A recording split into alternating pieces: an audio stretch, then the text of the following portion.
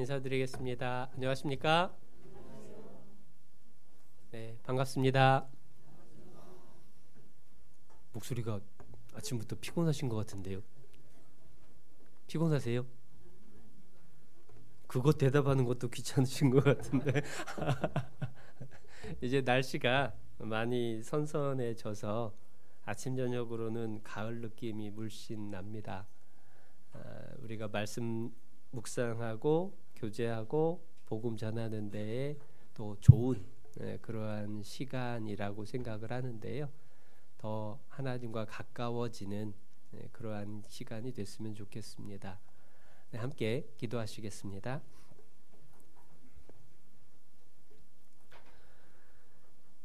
우리를 사랑하셔서 구원해 주시고 늘 함께해 주시는 하나님 아버지 참 감사합니다.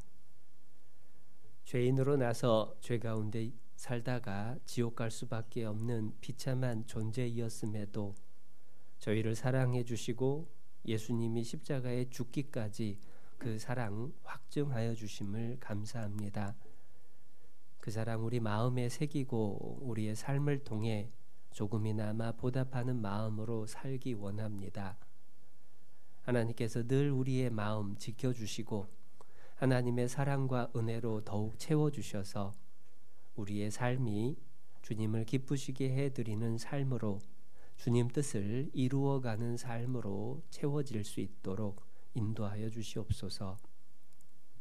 주일 아침 함께 말씀 배우며 교제 나누고자 자리했습니다.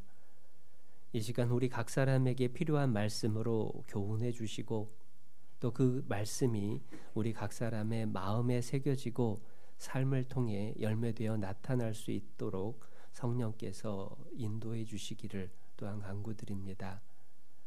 이 시간에 함께하고자 하는 간절한 마음이 있음에도 여러 사정으로 인해 또 건강의 문제로 함께하지 못한 형제 자매님들도 계십니다. 하나님께서 그 모든 문제 하나하나 풀어주시고 영육간의 건강 회복시켜 주셔서 또 다음에 우리 모일 때에는 모두가 함께 모여 기쁨으로 교제 나눌 수 있도록 하나님 지켜주시옵소서. 또 이 귀한 복음을 전하기 위해서 어려운 여건 속에서도 수고하고 계시는 많은 선교사님들 또 그 동역자들도 계십니다. 어려운 여건 속에 지치지 않도록 하나님 힘을 주시옵소서. 그곳에서도 더욱 복음이 힘있게 전파될 수 있도록 성령께서 함께 역사하여 주시옵소서. 그리하여 많은 영혼이 주 앞에 돌아와 영광 돌릴 수 있도록 하나님 함께 해주시기를 더욱 간절히 기도드립니다. 이 시간 우리 각 사람에게도 오직 성령께서 마음 붙드시고 하나님의 말씀으로 교훈해 주시기를 바라며 우리를 사랑하셔서 늘 함께 해주시는 예수님의 이름으로 기도드렸습니다. 아멘. 네, 함께 성경 말씀은 여호수아 11장 말씀을 찾아보시겠습니다.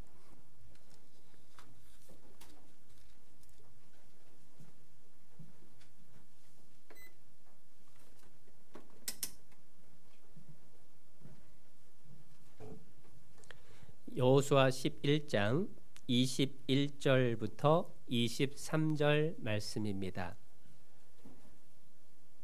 338페이지 줄을 좀 끼워 두시고요. 여호수아 11장 21절부터 23절 말씀 제가 읽어 드리겠습니다. 그때에 여호수아가 가서 산지와 헤브론과 드빌과 아납과 유다 온 산지와 이스라엘의 온 산지에서 아낙 사람을 멸절하고 그가 또 그 성읍들을 진멸하였으므로 이스라엘 자손의 땅 안에는 아낙 사람이 하나도 남음이 없고 가사와 가드와 아스돈에만 약간 남았었더라. 23절은 함께 읽겠습니다.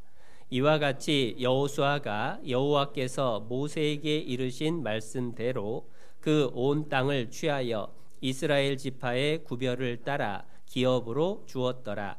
그 땅에 전쟁이 그쳤더라. 네, 여호수아 말씀을 계속 주일날 함께 배우고 있습니다.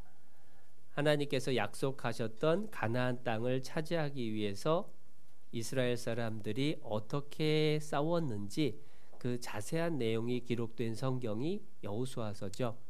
그리고 그 모습은 구원받은 사람이 이제 하나님이 주시고자 하는 영광, 하나님의 능력을 경험하고 그 영광을 얻기 위해서 어떻게 살아가야 되는지 우리에게 교훈을 주시는 말씀이 여호수아서입니다.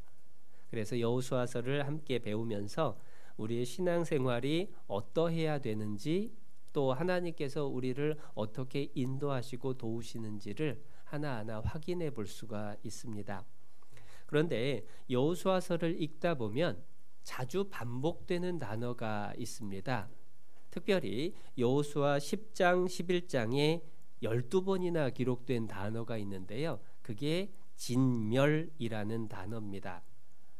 그 진멸한다라고 하는 것은 사실 완전하게 멸망시켜 버린다, 하나도 남김이 없이 다 쓸어버린다라고 하는 뜻이잖아요.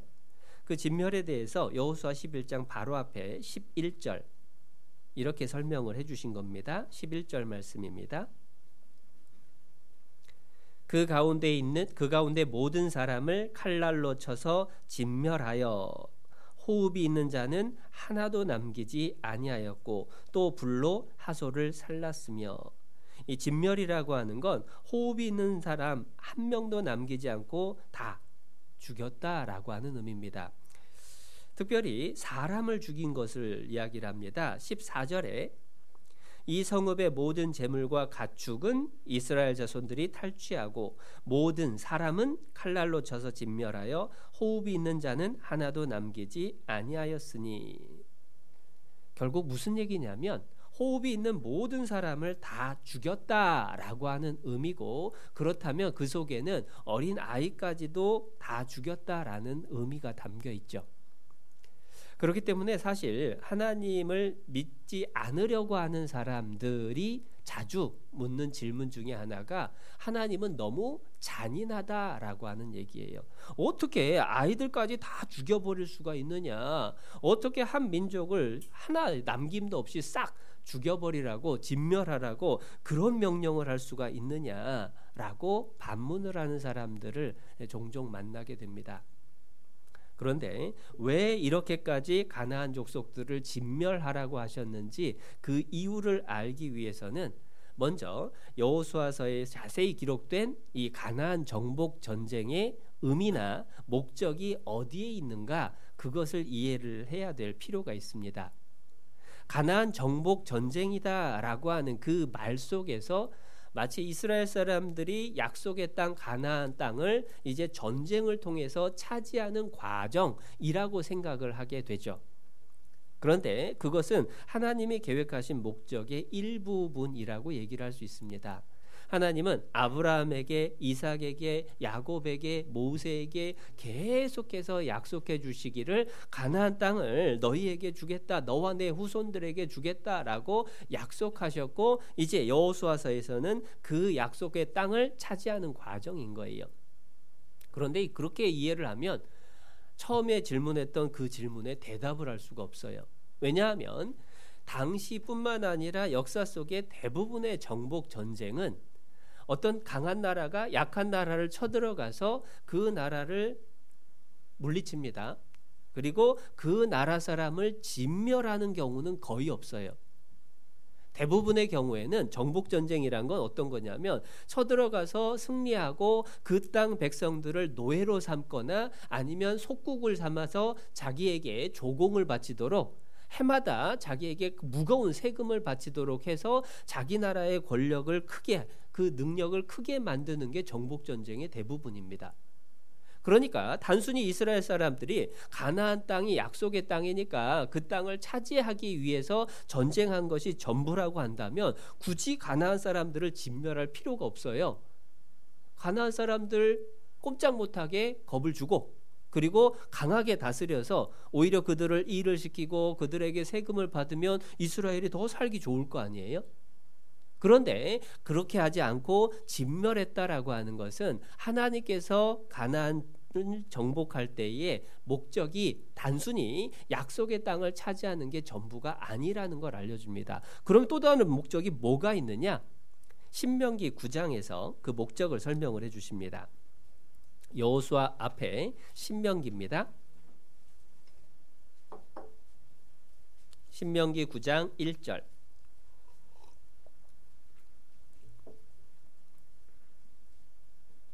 신명기 9장 1절 말씀. 이스라엘아 들으라. 네가 오늘 요단 건너 너보다 강대한 나라들로 들어가서 그것을 얻으리니. 가나안 땅을 얻는다 그 얘기죠. 그 성읍들은 크고 성벽은 하늘에 닿았으며 하나님이 가나안 땅을 차지하게 해주시겠다라고 약속을 하셨습니다. 그런데 그 목적 중에 하나가 4절 5절에 설명을 해주신 거예요. 4절. 네 하나님 여호와께서 그들을 네 앞에서 쫓아내신 후에 네가 심중에 이르기를 나의 의로움을 인하여 여호와께서 나를 이 땅으로 인도하여 들여서 그것을 얻게 하셨다 하지 말라. 함께 읽어봅니다. 실상은 이 민족들이 악함을 인하여 여호와께서 그들을 네 앞에서 쫓아내심이니라. 가나안 땅이 약속의 땅이기 때문에 이스라엘 니들이 차지해라. 그것이 전부가 아니라는 겁니다. 진짜 하나님의 목적 중에 또 하나는 뭐냐면 가나안 민족들이 악하기 때문에 하나님께서 그들을 쫓아내신 거예요. 멸망시키신 겁니다. 그것을 강조하기 위해서 5절에 또 한 번 말씀하시죠. 네가 가서 그 땅을 얻으면 너의 의로움을 인함도 아니며 네 마음이 정직함을 인함도 아니요. 이 민족들의 악함을 인하여 네 하나님 여호와께서 그들을 네 앞에서 쫓아내심이라. 여호와께서 이같이 하시면 네 열조 아브라함과 이삭과 야곱에게 하신 맹세를 이루려 하심이니라. 가나안 민족의 악함을 인해서 하나님이 이 가나안 사람을 진멸하고 그 땅을 이스라엘에게 차지하라고 하신 거예요. 아침에 제가 이제 초등부 공과를 초등부 학생들하고 함께 했는데요. 그때도 공교롭게도 여호수아 본문의 내용이 겹쳐서 공과 말씀을 하게 됐습니다. 그러면서 아이들하고 얘기를 나누는데요. 하나님이 잘 살고 있는 가나안 백성들을 가서 싹쓸이하고 이스라엘 사람들 보고 너희들 가서 살아라. 그러면 그게 공평한 거냐 이거예요. 아니 자리 잡고 살고 있는 사람을 갖다가 왜 다 죽여버리고 가서 너희들 이스라엘이 가서 살라고 하냐. 그게 하나님 마음대로 그냥 하고 싶은 대로 하시는 거냐? 실은 그게 아니라는 거예요. 하나님께서는 가나안 사람들의 죄가 충만할 때까지 400여 년 이상을 기다리셨습니다. 돌이킬 수 있는 기회를 주고 기다리셨습니다. 그럼에도 불구하고 그들의 죄가 가득했기 때문에 하나님은 가나안 백성은 진멸하고 벌을 내리고 이스라엘 백성에게는 약속의 땅 가나안을 차지하게 하는 그 두 가지를 다 이루신 거예요. 그러면 도대체 가나안 사람들이 얼마나 악했길래 하나님이 아이들까지 남김이 없이 싹 죽이라고 했을까? 가나안 사람들의 실상이 레위기서에 기록이 되어 있습니다. 레위기 18장입니다.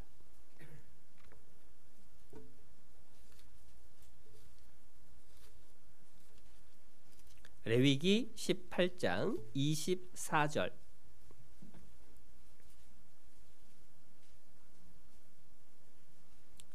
구약 174페이지 24절. 너희는 이 모든 일로 스스로 더럽히지 말라. 내가 너희의 앞에서 쫓아내는 족속들이 가나안 족속들을 말합니다. 이 모든 일로 인하여 더러워졌고 그 땅도 더러워졌으므로 내가 그 악을 인하여 벌하고 그 땅도 스스로 거민을 토하여 내느니라.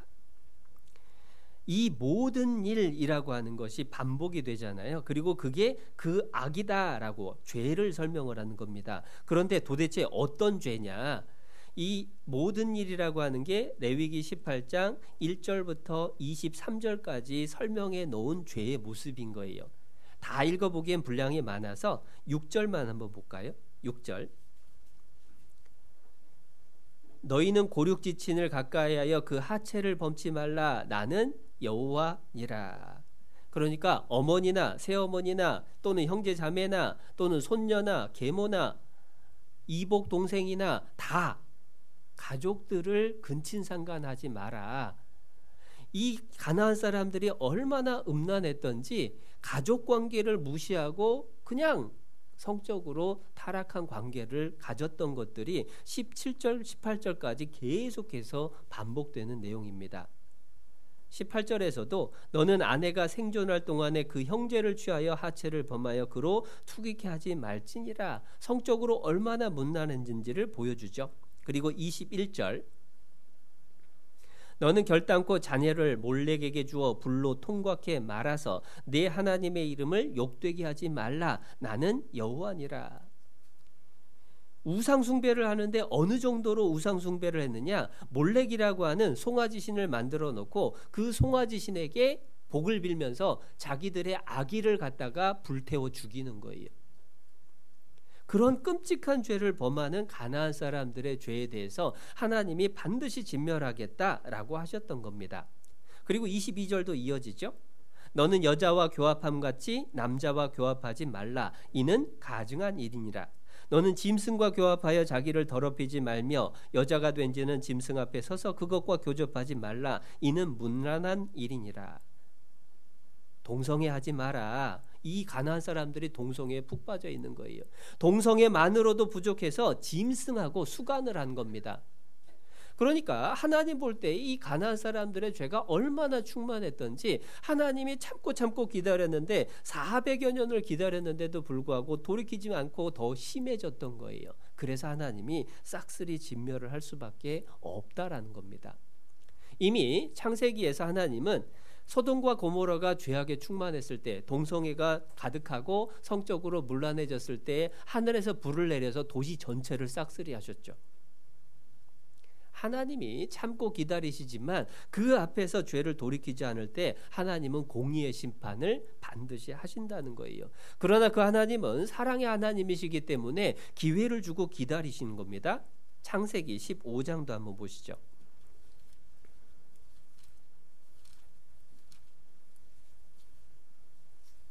창세기 15장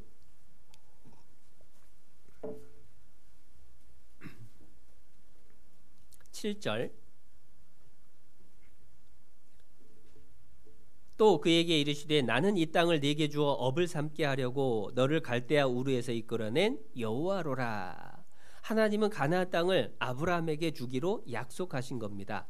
그런데 그 시기를 16절에 이렇게 설명하시죠. 16절 네 자손은 4대 만에 이 땅으로 돌아오리니 함께 읽습니다. 이는 아모리 족속의 죄악이 아직 관영치 아니함이니라 하시더니 이 아모리 족속이 가나안 민족의 대표입니다. 이 가나안 사람들이 죄가 아직은 심판받아서 진멸될 만큼 악하지 않은 거예요. 그들의 죄가 충만해져서 더 이상 돌이킬 수 없는 때가 될 것을 하나님이 아셨습니다. 그러나 하나님이 빨리 심판하신 게 아니라 400년 이상을 참아주셨다라는 거예요. 그러나 가나안 사람들이 계속해서 죄가 더 심해졌기 때문에 하나님이 진멸해 버리신 거죠.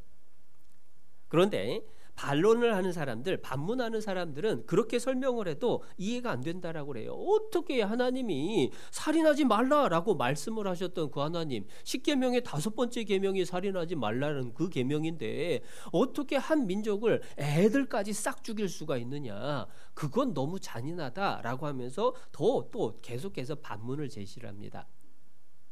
그런데 우리가 그 내용을 이해를 하려면 개인의 윤리적인 차원을 생각을 하면 이해 안 될 수도 있어요.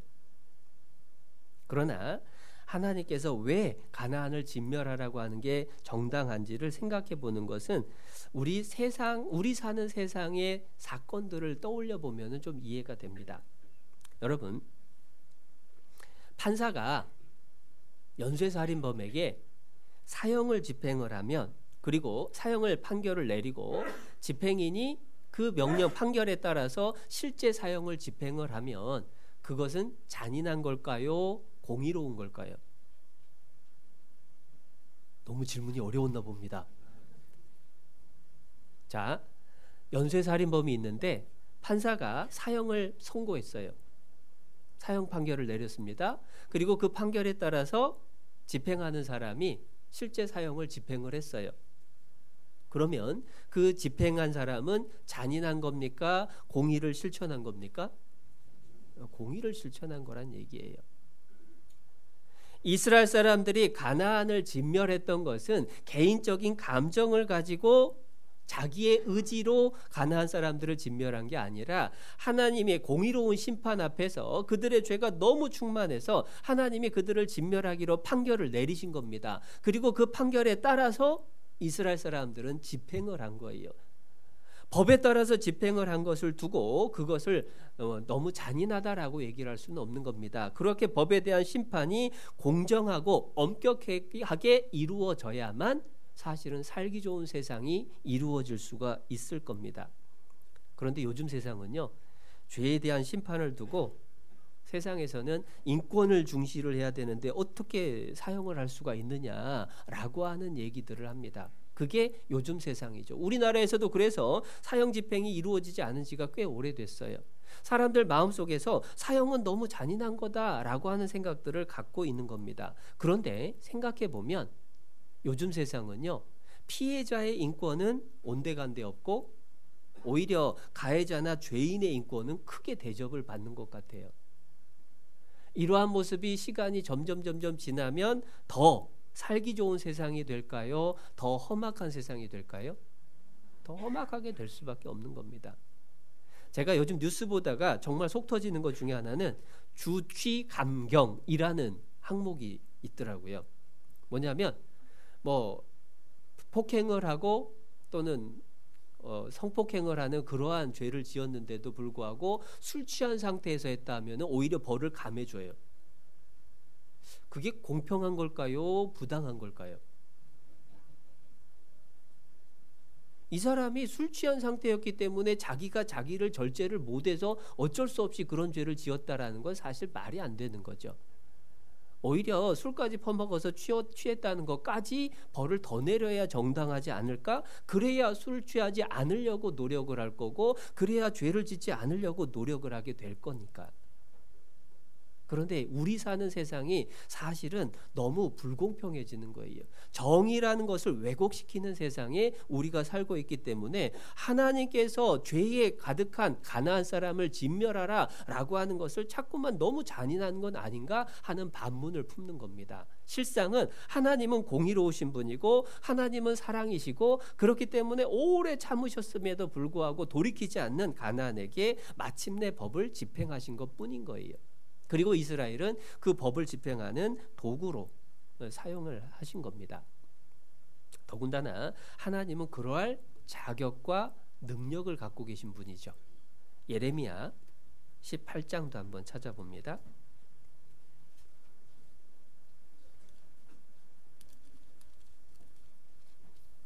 예레미야 18장 6절.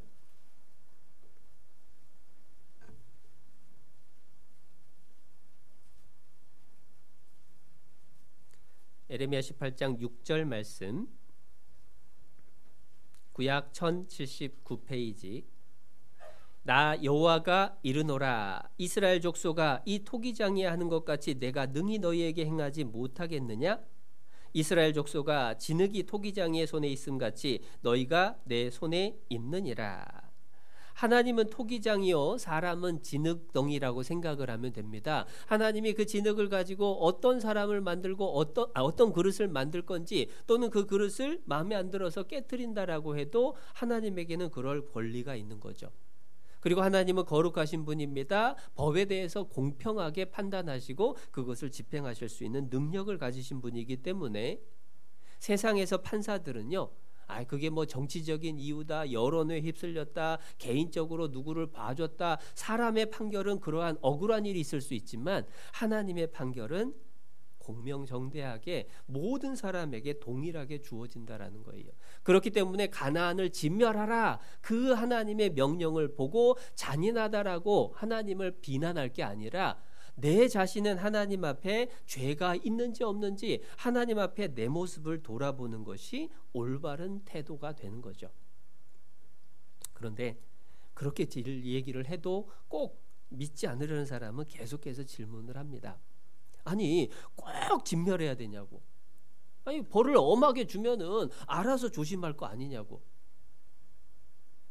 그런데요, 죄라고 하는 것은 누룩과 같아서 밀가루 반죽에다가 누룩을 하나 조금, 정말로 뭐 한 숟갈도 아니죠, 약간만 집어넣어서 반죽을 해놓으면 그게 부풀어서 전체에 퍼지죠. 죄라고 하는 것은 금방 퍼지는 겁니다. 그렇기 때문에 하나님이 죄의 씨앗부터, 죄의 싹부터 깨끗하게 정리를 하라고 명령을 하신 거예요. 그건 잔인한 게 아닙니다. 당뇨에 걸리신 분들은 혈액순환이 잘 안 되잖아요. 특히 이 발끝 부분 같은 경우는 혈액순환이 더 어렵습니다. 그래서 당뇨에 걸리신 분이 발에 상처가 나면 썩어도 잘 몰라요. 그래서 가끔은 발가락이나 심지어 발목을 자르는 경우들을 종종 봅니다. 제가 전주에 있을 때 상담을 하러 갔던 분도 당뇨가 심해졌는데 발에 염증이 생긴 것도 모르고 지내다가 결국은 발목까지 자르셨어요. 사실 발목을 잘라버렸다라고 얘기를 하면 섬찟하잖아요. 그런데 발목을 자르는 것은 잔인한 일일까요? 더 큰 피해를 막기 위한 필요한 일일까요? 그건 필수적인 일입니다. 내버려 뒀다가는 발목뿐만 아니라 목숨을 잃기 때문에 발목을 잘라서라도 목숨을 지키기 위한 일인 거예요. 마찬가지입니다. 가나안 정복 전쟁은 가나안에 퍼져 있던 그 죄가 더 이상 주변을 오염시키지 못하도록 하나님께서 결단하신 겁니다. 그렇기 때문에 그것은 잔인한 게 아니라는 거예요. 더더군다나 가나안의 그 죄악된 문화는 하루 이틀에 생겨난 게 아니에요. 하나님이 400년 기다리셨다고 했죠? 그러나 400년 기다리시기 전에도 가나안에 죄가 있었습니다. 긴 시간 동안에 오랜 습관처럼 몸에 다 배어 있었던 거예요. 그렇기 때문에 그 가나안 사람들의 죄악에 대해서 단순하게 벌을 내리고 겁을 준다라고 해서 돌이킬 수 없다라는 것을 하나님이 아시고 가나안을 진멸하라고 하신 거예요. 더더군다나 가나안 사람들을 남겨둔 상태에서 이스라엘 사람들이 그 땅에 살게 되면 어떤 일이 벌어지느냐? 이 가나안 사람의 죄가 이스라엘에게까지 퍼질 수가 있는 거예요. 에이, 설마 하나님 믿는 백성들이 가나안 사람들하고 같이 섞여 산다고 그들이 그 죄를 배우겠냐고. 그런데요, 열왕기 상을 보시면 아주 극단적인 예가 나옵니다. 열왕기 상 11장입니다.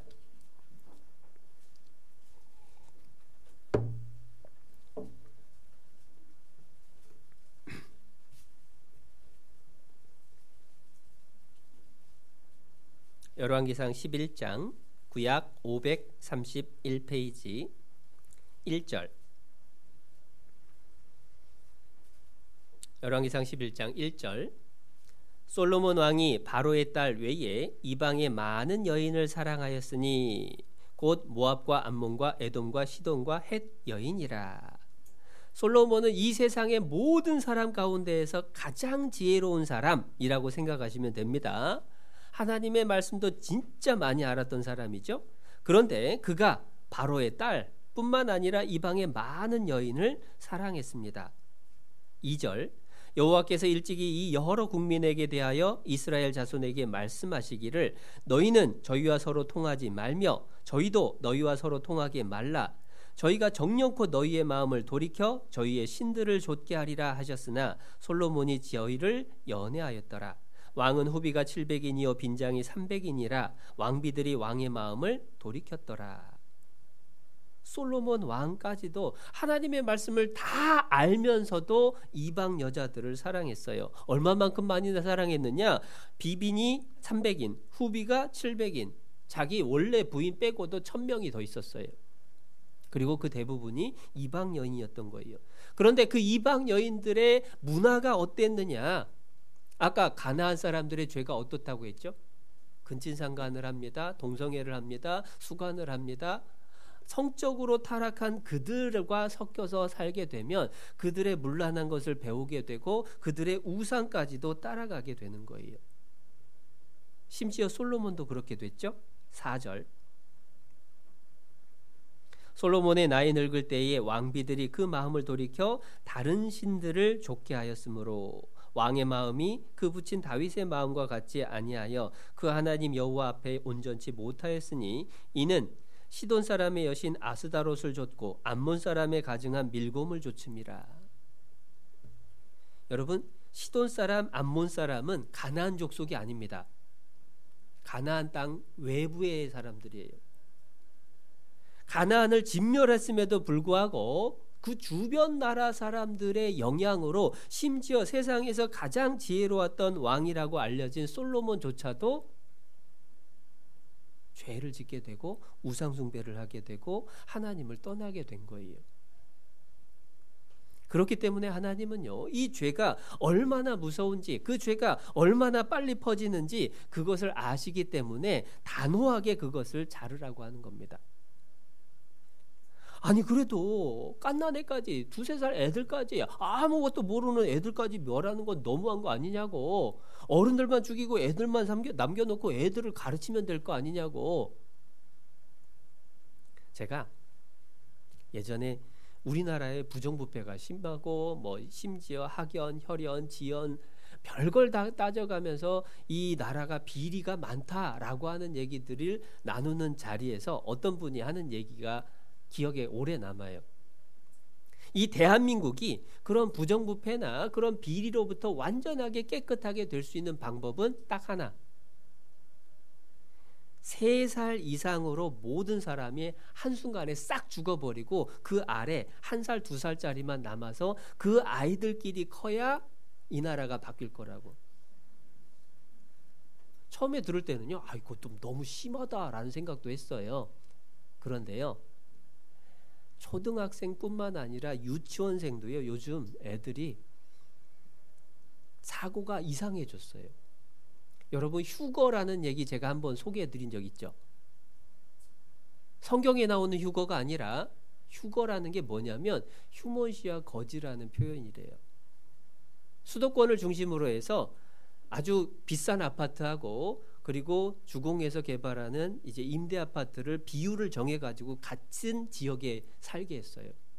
그런데 어떤 일이 벌어졌느냐, 이 고급 아파트 사는 부모들이 애들한테 저쪽 애들하고 놀지 마, 그 애들하고는 학교도 못 다니게 막아가고 데모를 합니다. 자기들 아파트 길도 못 통하게 거기에다 문을 막아버립니다. 별짓을 다 하는데요. 그런데 그 아이들 입에서 나오는 얘기가 쟤들은 휴거다 하고 손가락질하고 따돌리는 거예요. 유치원에서도 초등학교에서도.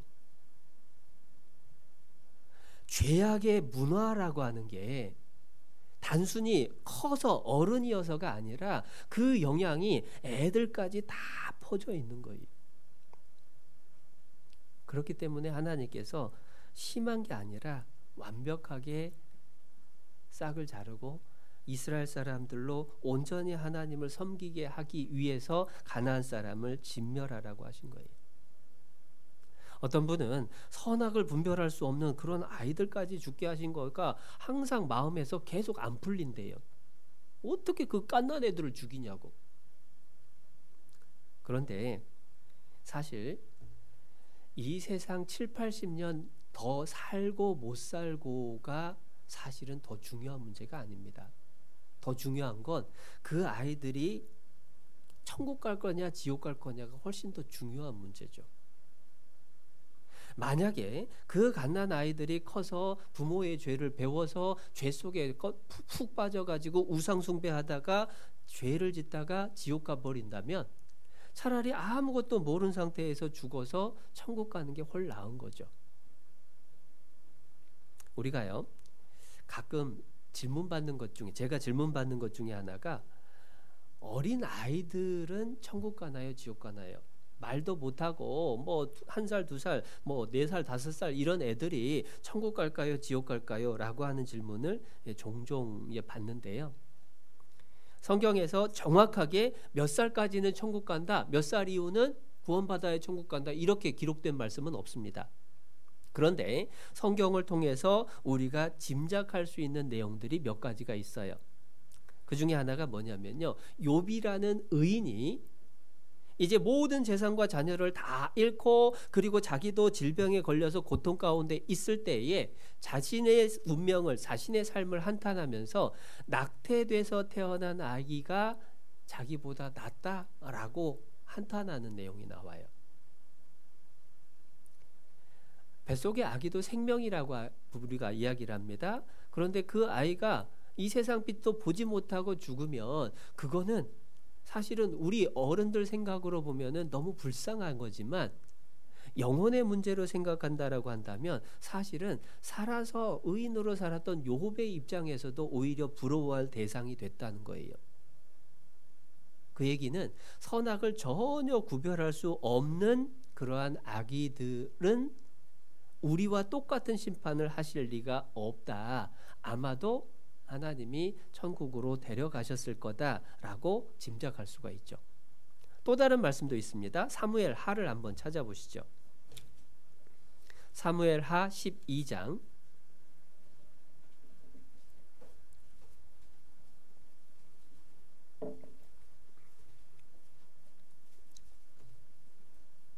사무엘하 12장 22절입니다.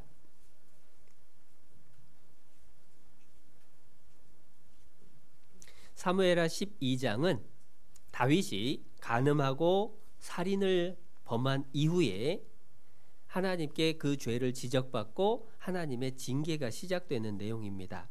그 첫 번째 징계가 다윗이 간음을 해서 낳은 아기가 일주일 만에 죽은 거예요. 자, 그런데 다윗이 그 아기가 죽지 않게 해주시라고 하나님께 간절히 금식하면서 기도를 했는데 일주일 만에 아이가 죽어버렸습니다. 그러니까 이제 신하들은 걱정인 거예요. 아기가 살았을 때도 임금님께서 그 아기 살려달라고 빌면서 금식을 먹지도 않고 몸을 상했는데 아기가 죽었으니 큰일 났다. 그런데 다윗이 아이가 죽었을 때에 20절입니다. 19절 제가 읽어드릴게요. 다윗이 그 신복들의 서로 수군거리는 것을 보고 그 아이가 죽은 줄을 깨닫고 그 신복들에게 묻되 아이가 죽었느냐? 대답하되 죽었나이다. 다윗이 땅에서 일어나 몸을 씻고 기름을 바르고 의복을 갈아입고 여호와의 전에 들어가서 경배하고 궁으로 돌아와서 명하여 음식을 그 앞에 베풀게 하고 먹은지라.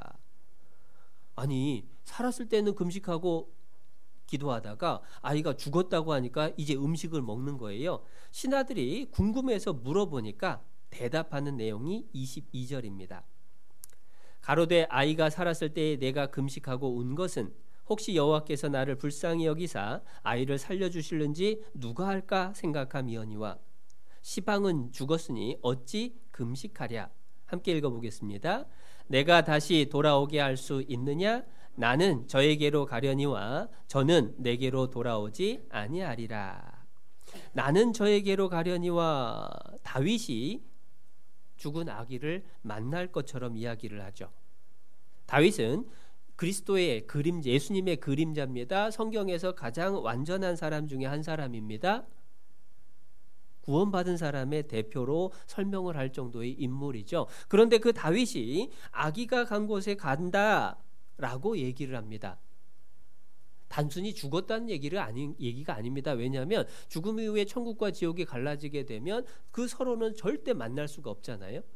그러니까 나는 저에게로 가려니와 그 얘기는 아이가 먼저 죽어서 하나님 앞에 가 있고 그리고 다윗도 그곳에 가게 된다는 얘기예요. 그래서 아기는 아마 하나님께서 선악에 대해서 구별도 못하고 그리고 죄나 복음에 대해서도 듣고 깨달을 수 없는 그들은 우리하고 전혀 다르게 하나님이 특별하게 인도하실 거라는 걸 짐작할 수가 있죠.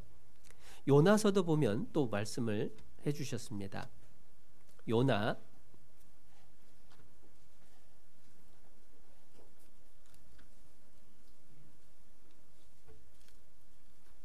요나서 4장 1290페이지 요나 4장 11절 말씀입니다.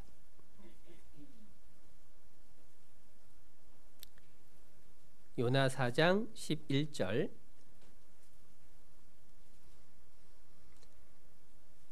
하물며 이 큰 성읍 니느웨에는 좌우를 분변치 못하는 자가 12만여 명이요 육축도 많이 있나니 내가 아끼는 것이 어찌 합당치 아니하냐. 좌우를 분변치 못하는 자가 12만여 명이요. 좌우 왼쪽 오른쪽을 구별 못해요. 애들이 서너 살쯤 됐을 때 보통 그런가요? 4-5살 때 그런가요? 신발을 이렇게 또 놓고 신으라고 하면 꼭 왼쪽 오른쪽을 바꿔 신어요. 이상하게 야 이거 이렇게 신는 거 아니야 하고 바꿔 신겨 놓으면 또 다음에 신을 때 보면 또 거꾸로 신어요. 좌우를 구별을 못하고 이게 이해가 안 되는 그런 시기가 있는 겁니다.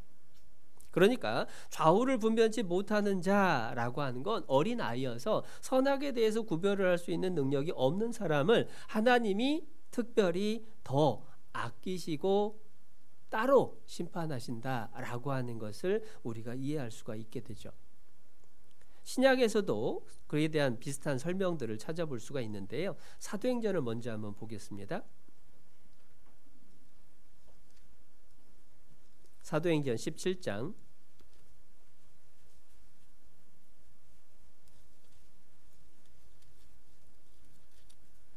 사도행전 17장 30절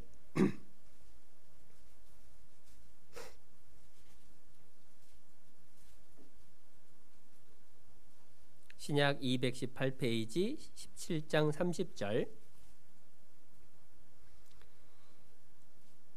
알지 못하던 시대에는 하나님이 허물치 아니하셨거니와 이제는 어디든지 사람을 다 명하사 회개하라 하셨으니 이 복음이 전파된 곳에서는 회개하여 구원을 받아야 천국에 가는 겁니다. 그건 100% 확실한 거죠. 그러나 말씀을 전혀 듣고 접할 수 없었던 사람들에게는 우리와 똑같은 심판을 하시는 것은 아니다라고 말씀을 해주시는 거예요. 더 구체적인 말씀이 로마서 2장입니다. 사도행전 다음 로마서 2장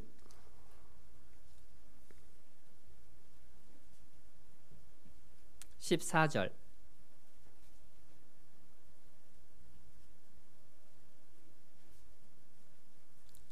로마서 2장 14절 율법 없는 이방인이 본성으로 율법의 일을 행할 때는 이 사람은 율법이 없어도 자기가 자기에게 율법이 되나니 이런 이들은 그 양심이 증거가 되어 그 생각들이 서로 혹은 송사하며 혹은 변명하여 그 마음에 새긴 율법의 행위를 나타내느니라. 율법 없는 이방인의 심판은 율법을 배운 유대인의 심판하고 다른 거예요. 그러니까 이 아이들도 마찬가지라는 겁니다. 말씀을 듣고 배울 수 있는 능력도 없고 선악을 구별할 수 있는 능력도 없는 그러한 아이들에 대해서는 하나님이 우리 성인과는 다르게 심판하시는 거예요. 그리고 아마도 그러한 능력이 없이 일찍 죽은 아이에 대해서는 하나님께서 천국으로 데려가셨을 거다라고 우리가 짐작할 수가 있죠. 그러면 그 구체적인 구원받아야 되는 구원받을 수 있는 시기가 언제냐? 사실은 그걸 궁금해하는데요. 정확한 나이가 성경에 나와 있지도 않고 실제로 정확한 나이를 정할 수도 없어요. 왜냐하면 아이들마다 개개인이 차이가 너무 크기 때문에 어떤 아이는 초등학교 1, 2학년 때 구원받을 수도 있고 어떤 아이는 중고등학교 가서 구원받는 경우도 있어요.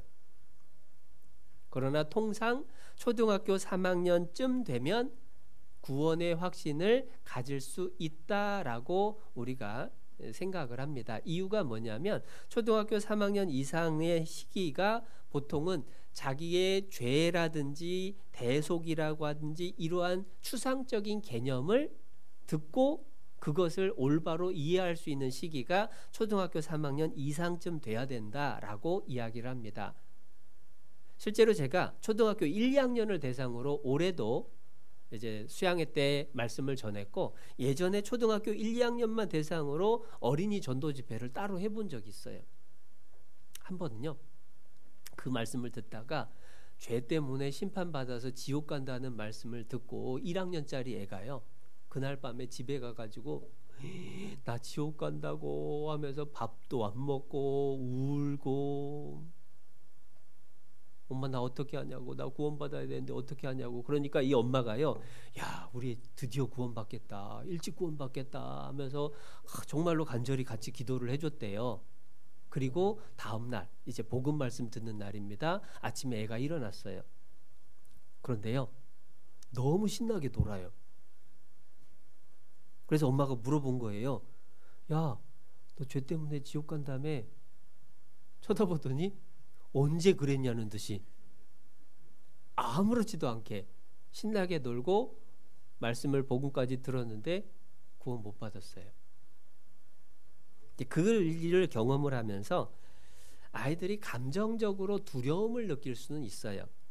그러나 정확하게 하나님이 보시는 죄, 정확하게 하나님이 예수님을 통해서 나를 대신해서 죽으시고 죄값을 갚아 구원하신다, 이러한 내용들에 대해서 올바로 이해하기는 어렵다라는 생각을 합니다.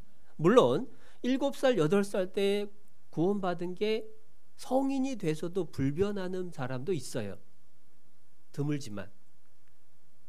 그 얘기는 뭐냐면 정확한 나이를 우리가 알 수는 없습니다. 그래서 혹여 아이를 지금 키우고 있는 입장이라면 그럼 어떻게 해야 되느냐? 아이가 구원에 대한 관심을 갖고 영혼에 대한 문제에 호기심을 갖고 무언가 듣고 배우고 싶어 한다면 이제 그것을 얘기해 주면서 같이 어린이 전도 집회 말씀을 들어보면서 아이가 얼마만큼 받아들일 수 있는지를 옆에서 잘 지켜봐 주는 게 필요한 거예요. 근데 그걸 갖다 억지로 막 주입시키려고 할 필요는 없습니다.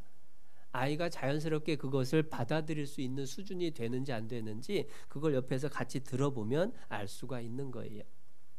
그래서 약간 그 곁길로 나갔지만 다시 여호수아 얘기로 돌아오면 하나님께서 왜 어린 아이까지 진멸하게 하신 게 잔인한 게 아니냐. 그건 공의의 심판일 뿐만 아니라 사실은 그 아이들을 향한 어찌 보면 하나님의 배려일 수도 있다라는 거예요. 그리고 또 하나, 하나님이 그게 잔인한 게 아닌 건 실은 이 자리에 있는 우리에게 주시는 경계이기 때문에 그래요. 노아 시대에 죄가 충만해졌을 때 하나님은 홍수로 세상을 멸하셨습니다. 소돔 고모라가 죄가 충만했을 때 하나님이 불로 심판하셨습니다. 그리고 가나안 백성들이 죄가 가득 찼을 때에 하나님이 이스라엘 백성들을 데려다가 그 나라를 진멸시켰어요. 그 얘기는 마지막 때에 죄가 가득하게 되면 하나님이 또 이 세상을 심판하실 것을 우리에게 경고로 알려주신 거예요. 그래서 베드로후서 3장 7절에 이제 하늘과 땅은 그 동일한 말씀으로 불사르기 위하여 간수하신 바 되어 경건치 않은 자들의 심판을 위해서 남겨두신 겁니다.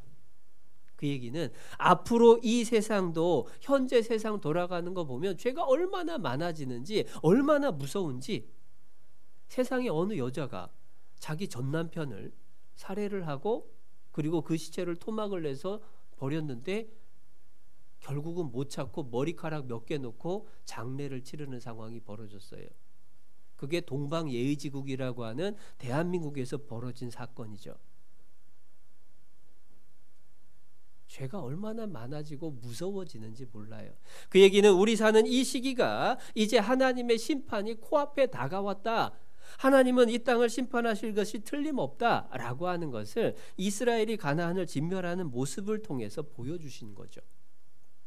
그래서 신명기서 28장에 이스라엘 사람들이 불순종했을 때에 받은 저주도 마찬가지라고 얘기를 해주셔요. 이 모든 저주가 너와 네 자손에게 영원히 있어서 표적과 감개가 되리라. 거울로 비춰봐서 경계를 삼으라고 하나님이 그 무서운 저주와 진멸하는 일들을 성경에 자세히 기록하고 우리에게 보여주신 거예요. 그래서 우리 자신이 돌아보고 내 주변 사람들의 영혼을 더 생각하고 간절히 기도해야 될 필요가 있다. 그걸 알려주시는 거기 때문에 사실은 하나님이 너무한 게 아닙니다. 가나안을 진멸한 그 일로 말미암아 후대의 많은 사람들에게 그 성경을 읽으면서 우리는 어떻게 해야 될까? 그것을 일깨워 주신 거기 때문에 하나님의 은혜가 오히려 담겨 있는 거예요. 자, 그런데 실은 그건 그냥 우리가 이해하는 부분이고요. 정작 우리의 신앙 생활에 그러면 주시는 교훈이 뭘까?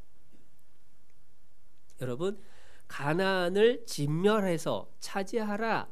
그것은 하나님이 이스라엘에게 주신 명령입니다. 그게 우리에게는 어떤 교훈이 되느냐? 하나님은 구원받은 우리에게도 명령하신 게 있어요. 우리도 진멸해서 승리해야만 되는 대상이 있다라는 겁니다. 가나안 사람들과 싸워서 이스라엘이 이겨서 그 땅을 차지해야만 하는 것이 그들에게 주어진 명령인 것처럼 우리도 싸워서 이겨야 되는 대상이 있는 거예요. 구원받은 사람이 싸워서 이겨야 될 대상 누구죠? 뭐죠? 세 가지 우리가 항상 기억을 해야 됩니다. 첫 번째는 죄하고 싸워서 이겨야 돼요. 그 죄라고 하는 것, 가나안 족속들이 죄가 충만해서 하나님이 진멸하셨잖아요. 내 삶 속에서 죄라고 하는 것은 아주 작은 거라도 하나하나 다 찾아내서 다 진멸하도록 애를 써야 된다라는 겁니다. 그게 구원받은 사람에게 하나님이 요구하시는 일이죠. 베드로전서 1장을 찾아봅니다. 신약성경 377페이지 베드로전서 1장 15절 16절입니다. 15절 16절 함께 읽겠습니다. 오직 너희를 부르신 거룩한 자처럼 너희도 모든 행실에 거룩한 자가 되라. 기록하였으되 내가 거룩하니 너희도 거룩할지어다 하셨느니라. 하나님이 거룩하시기 때문에 그 거룩한 하나님이 나를 불러서 자녀 삼아 주셨으니 나도 거룩해야 된다. 내가 거룩하니 너희도 거룩할지어다. 그게 하나님이 구원받은 우리에게 주시는 명령입니다. 거룩이라고 하는 것이 뭐냐? 죄하고 완벽하게 구별된 깨끗한 상태, 그게 거룩이죠. 구원받은 사람은요, 죄하고 끊임없이 싸워야 됩니다. 죄를 적당히 허용해주면, 죄를 적당히 남겨두면 안 된다라는 거예요. 그러면 죄하고 얼마만큼 철저하게 싸워야 되느냐? 히브리서 12장입니다. 367페이지 히브리서 12장 4절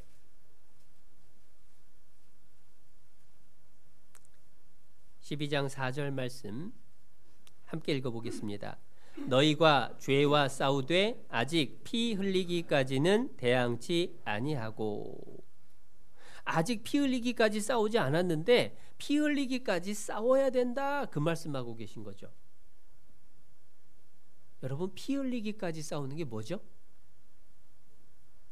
생명이 피에 있다라고 하셨습니다. 그러니까 피를 흘린다라고 하는 건 죽기를 각오한다는 얘기예요. 죽음을 생각하고 죽기까지. 그래서 너희가 죄와 싸우되 아직 죽기까지는 싸우지 않았다. 그러나 죽기까지 싸워야 된다라고 말씀을 해주신 거예요. 구원받았으니까 나 이제 천국 간다. 천국 가니까 됐지 뭐. 이미 내가 짓는 죄도 앞으로 지을 죄도 하나님이 다 용서해 주셨다. 그러면 내 마음대로 살아도 되느냐? 절대 아니라는 겁니다. 내가 거룩하니 너희도 거룩할지어다. 하나님이 명령하신 겁니다. 죄하고 싸우기를 피 흘리기까지, 죽기까지 싸우라고 하신 거예요.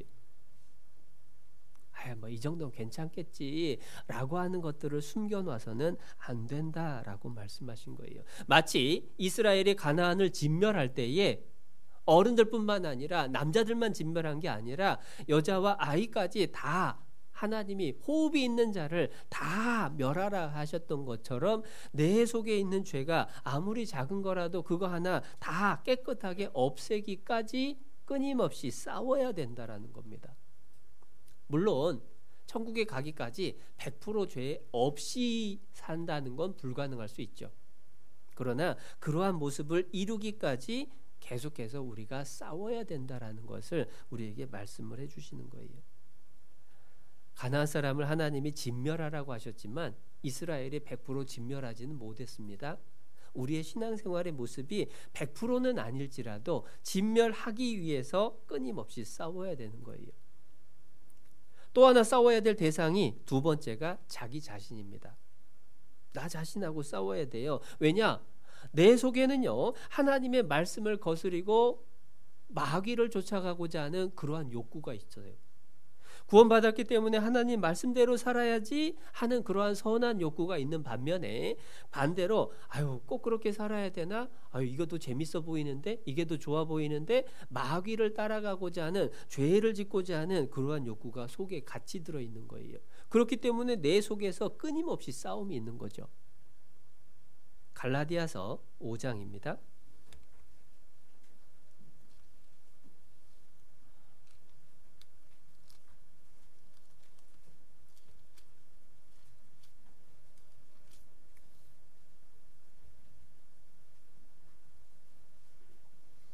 갈라디아서 5장 17절.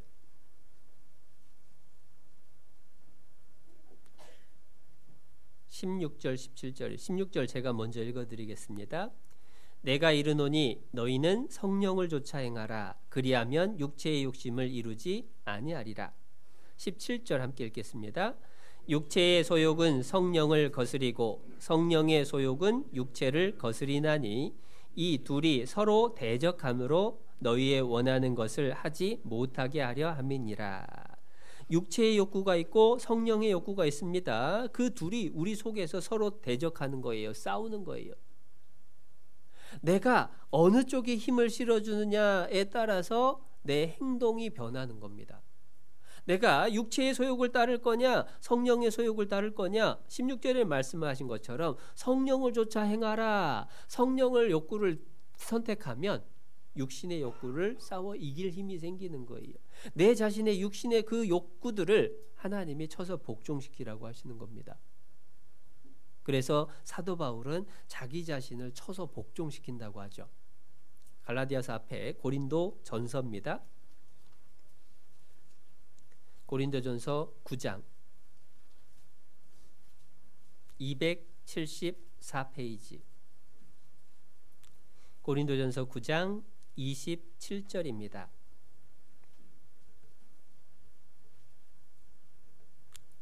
(9장 27절)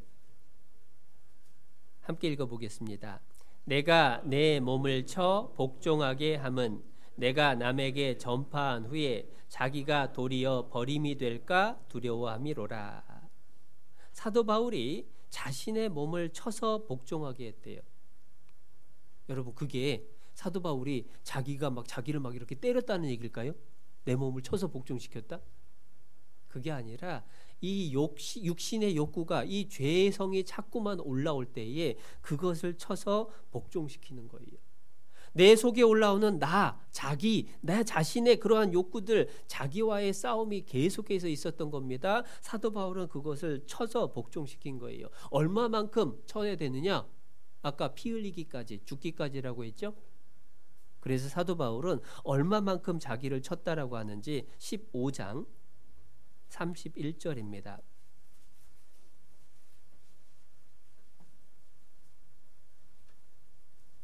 15장 31절. 형제들아, 내가 그리스도 예수 우리 주 안에서 가진 바 너희에게 대한 나의 자랑을 두고 단언하노니, 함께 읽습니다.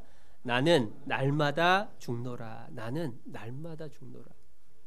자기 자신을 쳐서 복종시키는데요, 죽기까지 하는 겁니다. 이게 내가 죽어야 주님이 사는 거예요. 내 욕구를 죽여야 성령의 욕구가 살아납니다. 자신을 진멸시키는 그러한 모습이 사실은 구원받은 그리스도인에게 하나님이 명하신 거예요.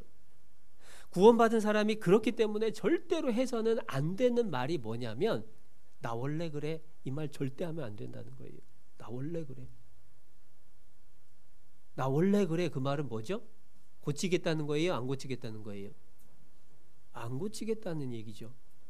하나님은 자신을 쳐서 복종시키라고, 사도 바울도 내가 내 몸을 쳐서 복종케 하면 내가 그리스도에게 버림이 될까 두려워함이로라. 버림이 된다는 게 지옥 가는 건 아닙니다. 버림이 된다라는 건 더 이상 하나님이 쓸 수 없게 돼버린다는 거예요. 여러분, 구원받은 사람은요, 자기의 모난 부분, 자기 속에 있는 죄, 자기의 어떤 악한 욕구들, 악한 습관들, 나쁜 습관들, 이게 하나씩 철저하게 그것들을 깨트리고 바꿔나가야 되는 거예요. 오전에 제가 초등부 아이들하고 같이 이렇게 비슷한 주제를 가지고 본문이 비슷해서 얘기를 나눴다고 했잖아요. 아이들에게도 물었습니다. 너희들이 고쳐야 될, 너희들이 싸워서 이겨야 될 나쁜 죄나 나쁜 습관이 뭐가 있을까? 아이들이 몇 가지 얘기를 하더라고요. 욕심이라고 하는 아이도 있었고, 그리고 어떤 자기 하고 싶은 거 고집 부리고 싸우는 거, 엄마하고 다투는 거, 이런 이야기도 나오고. 아이들의 이야기지만 사실은 우리도 마찬가지인 거예요. 아이들뿐만 아니라 어른들인 우리들도 내 자신이 이건 어떤 문제가 자꾸 생긴다라는 건 내게 뭔가가 문제가 있다라는 걸 알려주는 거잖아요. 내 말하는 것 때문에 누군가가 상처를 받고 다툼이 생긴다. 그러면 내 말하는 것에 뭐가 문제가 있나 한번 생각해 봐야 되는 거예요. 내 욕심 때문에 문제가 생기는지, 아니면은 내 성격 때문에 문제가 생기는지, 내가 한 행동이나 말 때문에 문제가 생기는지, 문제가 있다라는 것을 알게 됐다면 그걸 어떻게든 고쳐야 되는 겁니다. 어느 정도로 고쳐야 되느냐? 내 몸을 쳐서 날마다 죽을 정도로 그렇게 싸우고 고쳐 나가야 되는 거예요. 수없이 지적을 받고 마음속에서 맞아, 이거 안 되는데 라고 깨달았으면서도 바꾸지 않는다라고 하는 건 악한 거예요. 이스라엘에게 하나님은 가나안을 진멸하라고 했습니다. 그런데 진멸하지 않고 남겨두게 되면 반드시 그 일로 인해서 문제가 생기거든요. 조금 뒤에 그 얘기를 좀 더 다루게 될 거예요. 우리가 싸워야 될 또 하나의 대상은 이 세상입니다. 우리가 살고 있는 이 세상은요, 얼마나 악한지 아까 좀 전에도 설명을 했었죠. 그리고 그러한 싸움이 필요하다라는 걸 에베소서에서 사도 바울이 또 말씀을 해주십니다. 에베소서 6장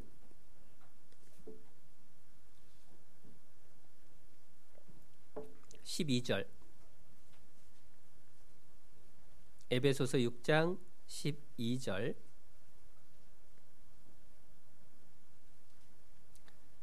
316페이지 12절 말씀 함께 읽겠습니다. 우리의 씨름은 혈과 육에 대한 것이 아니요 정사와 권세와 이 어두움의 세상 주관자들과 하늘에 있는 악의 영들에게 대함이라. 그냥 피 터지게 싸운다는 게 눈에 보이는 몸을 얘기하는 게 아니라는 겁니다. 정사와 권세와 이 어둠의 세상 주관자들과 하늘에 있는 악의 영들에게 대함이라. 한마디로 마귀와의 싸움이고, 그게 마귀가 다스리는 이 세상과의 싸움이라는 거예요. 오늘날 이 나라, 우리나라의 현실이요, 반기독교적인 문화가 얼마나 가득한가 몰라요. 기독교를 인터넷에서 검색하다 보면요, 기독교를 개독교라고 불러요. 무슨 뜻인지 이해가 되시죠? 그러한 사람들이 얼마나 많은지 몰라요. 그러한 사람들의 이야기들이 어느 사이엔가 그렇게 아예 대놓고 대적하는 것도 있지만요, 사실은 내가 생각하지도 않는 사이에 내 마음을 싹 흐트려 놓는 것들도 참 많아요. 죄에 대한 개념 아까 잠깐 얘기 나왔는데 우리나라 현실이 참 심각하죠. 어느 순간 간음죄가 없어졌어요. 그리고 동성애를 합법화하기 위해서 많은 운동이 지금도 진행이 됩니다. 심지어 어떤 사람은요, 동성애가 하나님의 뜻이래요. 그리고 낙태가 헌법에 안 맞다, 낙태를 가능하게 하는 쪽으로 법을, 시행령을 고치라고 그래요. 살인한 사람을 잡아다가 재판을 하는데 아까 주치감경도 얘기했지만 연쇄살인범을 잡아다 놓고 뭐라고 하냐면 사이코패스래요. 사이코패스라고 하는 것은 정신질환입니다.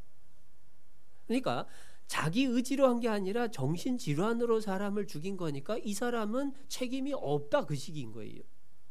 그러니까 죄라고 하는 것을 하나님은 성경에서 명확하게 말씀을 하시는데, 동성애는 자기 자신의 성적인 기호다, 살인이라고 하는 건 사이코패스로 정신질환이다, 이렇게 만들어가지고 죄를 죄가 아닌 것으로 만들어가죠. 간음이다라고 하는 게 성경에서는 간음하지 말라 명백하게 죄에 대한 선언을 하셨는데 이 세상은 혼전동거가 뭐가 문제고 이성을 여러 사람 사귀어보는 게 뭐가 문제고 세상은 그렇게 자꾸만 변해가는 거예요. 그러한 세상을 우리가 살아가야 돼요. 내 옆에 있는 사람들은 그런 생각에 푹 빠져 있는데 나는 그게 아니다 라고 얘기하고 그것을 지켜나가는 것이 사실은 싸움입니다. 요즘 한참 전에 나왔고 요즘은 또 쏙 들어간 것 같긴 해요. 욜로라는 거 많이 들어보셨죠? You only live once. 딱 한 번 살아보니까 그러니까 조심스럽게 살아야 된다가 아니라 오늘 현재를 즐겨야 된다 이런 식인 거예요. 얼핏 들어보면 되게 멋져요. 요즘은 뭐 선진국에서 그랬던 것처럼 월화수목금 일해가지고 그 알바해서 번 돈 가지고 토요일 일요일 날 멋지게 놀고 여행 가고 그게 최고인 것처럼 그러다 보니까 미래가 없어요. 그런데 하나님은 영원을 위해서 오늘 인내해야 된다라고 하는 걸 말씀을 하시잖아요. 하나님은 미래를 말씀을 하시는데 이 세상은 오늘만 얘기하려고 그래요. 그 속에서 우리가 살아야 되는 겁니다. 그리고 세상의 철학이요. 점점 하나님 말씀을 전하기 어렵게 변해가요. 이 세상에 어느 순간부터 진리라고 하는 게 사라졌습니다. 나한테 이익이 되면 그건 진리고 나한테 손해가 되면 그건 악한 거다. 이런 개념이지 누구에게나 적용되는 절대적인 진리가 없는 세상이 돼버렸어요. 그래서 성경 말씀을 전해주면요. 그래 너한테는 그렇지. 나는 그렇게 생각 안 해. 이거예요. 그러니까 말씀을 듣고도 나는 어찌할꼬 이렇게 그 자신을 돌아보는 게 아니라 너는 그렇게 생각하라고. 네가 그렇게 생각한다는 거 알겠다고 나한테는 말하지 말라고 이렇게 되는 거예요. 이러한 세상에서 우리가 신앙을 지키면서 살아가는 것은 실은 전쟁인 거예요. 이스라엘에게 가나안을 진멸하라고 명령하셨던 것처럼 우리에게도 그러한 죄와 싸우고 자기와 싸우고 이 세상과 싸워서 승리하라고 그런 걸 물리치라고 우리에게도 명하신 겁니다. 그런데 처음 찾았던 본문에 돌아가 보면 특이한 일이 두 가지가 있어요. 줄을 끼워뒀던 여호수아 11장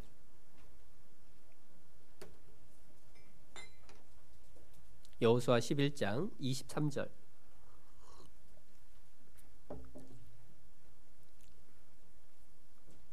23절 이와 같이 여호수아가 여호와께서 모세에게 이르신 말씀대로 그 온 땅을 취하여 이스라엘 지파의 구별을 따라 기업으로 주었더라. 함께 읽습니다. 그 땅에 전쟁이 그쳤더라. 그 땅에 전쟁이 그쳤더라. 이제 더 이상 전쟁할 거 없다는 뜻일까? 그런데 신기한 얘기는 말씀은 13장입니다. 한 장 넘겨서 13장 1절 여호수아가 나이 많아 늙음에 여호와께서 그에게 이르시되 너는 나이 많아 늙었고 얻을 땅에 남은 것은 매우 많도다. 얻을 땅에 남은 것은 매우 많도다. 땅을 얻으려면 싸워야 돼요? 안 싸워도 돼요? 싸워서 정복해야 되죠? 전쟁은 많이 남았어요. 11장 23절에서는 전쟁이 그쳤더라. 13장 1절에서는 얻을 땅에 남은 것은 많도다. 앞으로 싸울 일 많다. 아니 이게 어떻게 된 일이죠? 싸움 끝난 거예요? 싸울 게 많은 거예요? 그럼 11장 23절은 뭐죠? 이게 뭐냐면요. 사실은 11장의 전쟁이 그쳤더라 라고 하는 것은 이스라엘 전체가 함께해서 가나안 족속들과 싸우는 이 전체의 전쟁은 마무리가 된 거예요. 10장에서 이 가나안 땅 남부 연합군하고 싸워서 승리했습니다. 그리고 11장에서 가나안 북부 연합군하고 싸워서 승리한 거예요. 이제는 남은 전쟁은 뭐냐? 대세는 가나안 이스라엘 사람들의 승리로 기울었고 이제 여기저기 산재에 있는 흩어져 있는 가나안 족속들을 마무리해서 진멸하는 일이 남겨져 있는 거예요. 그래서 그 남아있는 땅은요 군데군데 숨어 있고 군데군데 처박혀 있으니까 이스라엘 군대 전체가 가서 싸울 게 아니라 이제 땅을 나눠서 지파별로 각각의 지파 내에서 그 지파에서 그 남아있는 가나안 족속들의 남은 사람들을 진멸하라. 그 남은 일이 많다라는 거예요. 그러니까 이스라엘 전체가 함께하는 전쟁은 11장으로 끝나고 12장에는 그 전쟁의 승리의 결과를 설명해 주시고 13장부터는 이제 땅을 분배를 해서 분배된 땅에서 각각의 지파가 각각 싸우는 모습을 설명을 해 주신 겁니다. 근데 이게 우리에게 어떤 교훈을 주느냐? 실은요, 마귀와의 싸움, 이 세상과의 싸움, 사실은 예수님이 이미 승리하셨어요. 대세는 끝난 겁니다. 하나님이 마귀의 머리를 깨트리셨습니다. 그렇기 때문에 이 세상의 전쟁은 이미 마귀와의 싸움은 하나님이 승리하는 것으로 결정이 다 됐어요. 예수님이 십자가에서 승리하셨습니다. 그러면 우리의 싸움은 없는 거냐?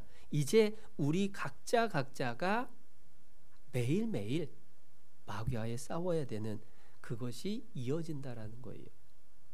예수님께서 큰 전쟁의 승리를 결정해 놓으셨습니다. 우리는 작은 전투를 매일매일 싸워서 이겨나가는 삶을 살아야 된다라는 거예요.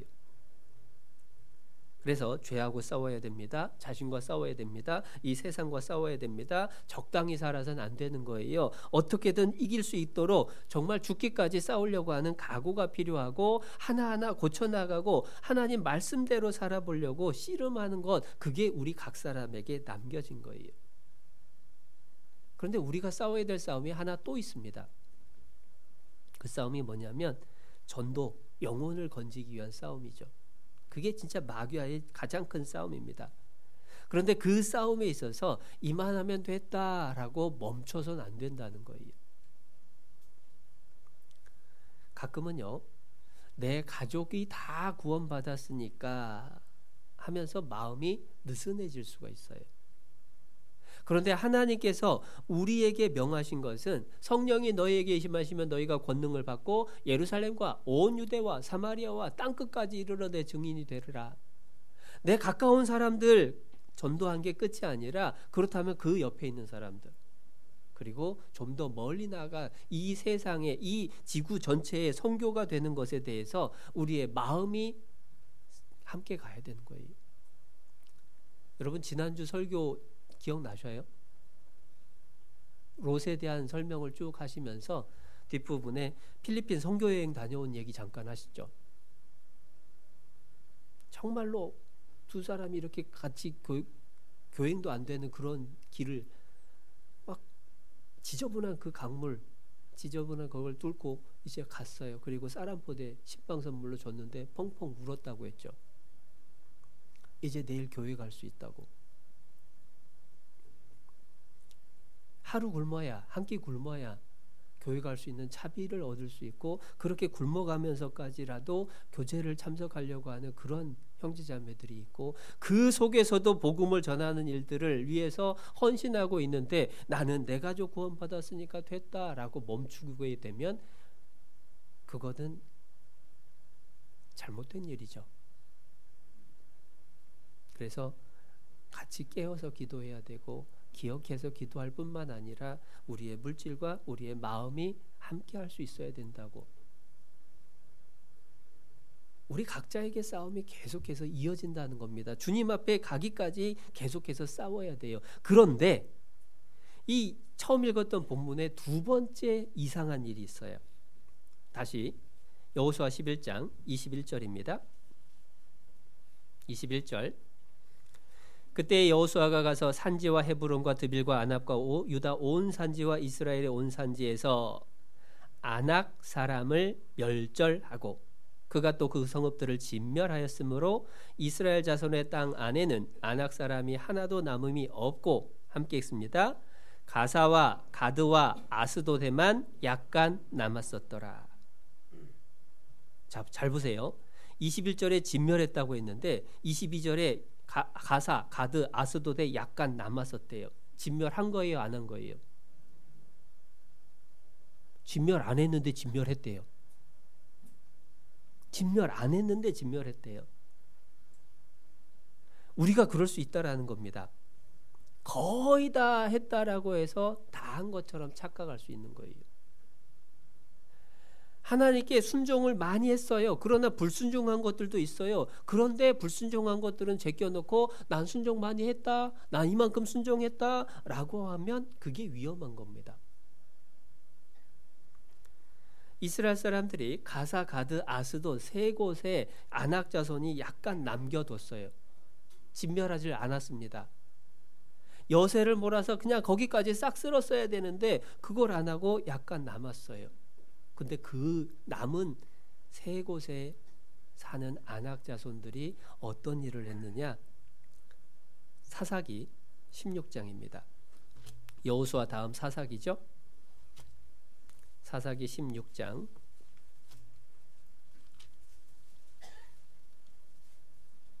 21절.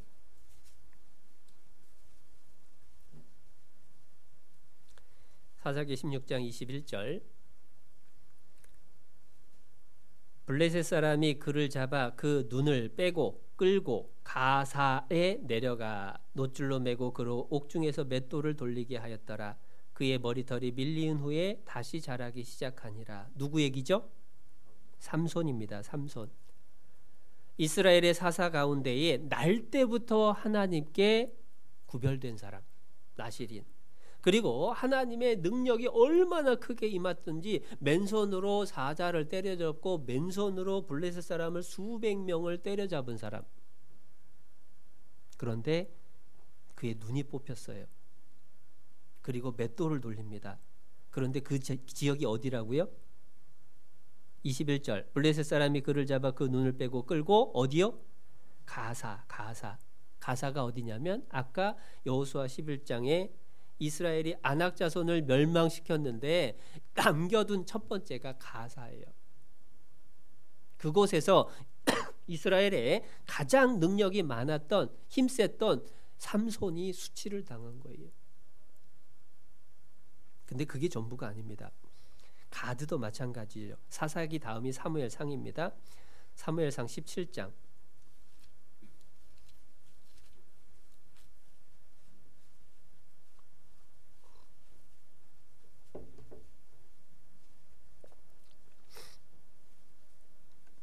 사무엘상 17장 4절. 블레셋 사람의 진에서 싸움을 도두는 자가 왔는데 그 이름은 골리앗이요. 어디 사람이요? 가드 사람이라. 그 신장은 6규빗 한 뼘이요. 약 3m입니다. 근데 골리앗이 가드 사람이에요. 그런데 골리앗이 나와가지고 무슨 소리를 외쳤느냐? 10절. 그 블레셋 사람이 또 가로되 내가 오늘날 이스라엘의 군대를 모욕하였으니 사람을 보내어 나로 더불어 싸우게 하라 한지라. 사울과 온 이스라엘이 블레셋 사람의 이 말을 듣고 놀라 크게 두려워하니라. 블레셋 가드 사람 골리앗. 그런데 왜 성경에 굳이 골리앗을 설명을 하면서 가드 사람이라고 출신 지역을 꼭 설명을 덧붙였을까? 우리에게 교훈이 있기 때문에 남겨두신 거예요. 여호수아 11장에서 가사와 가드와 아스돗에 조금 남겨뒀어요. 그 조금이 나중에 후대에 돌아와서 삼손을 눈을 빼게 했고 이스라엘 군대를 모욕하게 하는 일을 한 거예요. 그보다 더 심각한 일이 벌어졌던 게 아스돗입니다. 사무엘상 5장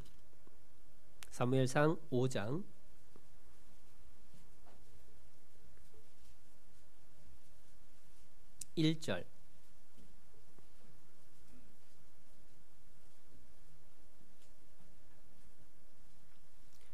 5장 1절. 블레셋 사람이 하나님의 궤를 빼앗아 가지고 에벤에셀에서부터 어디요?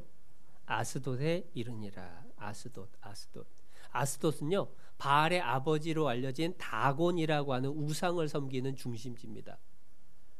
그런데 거기에 하나님의 궤를 뺏어다가 갖다 놓은 거예요. 다곤 신전에다가. 여러분 형제님들 중에서는 군대 다녀오신 기억 한번 더듬어 보시면 군대에서 깃발이 갖고 있는 의미가 어떤가요? 사단 깃발 뺏기면 너무 오래돼서 생각이 안 나시죠?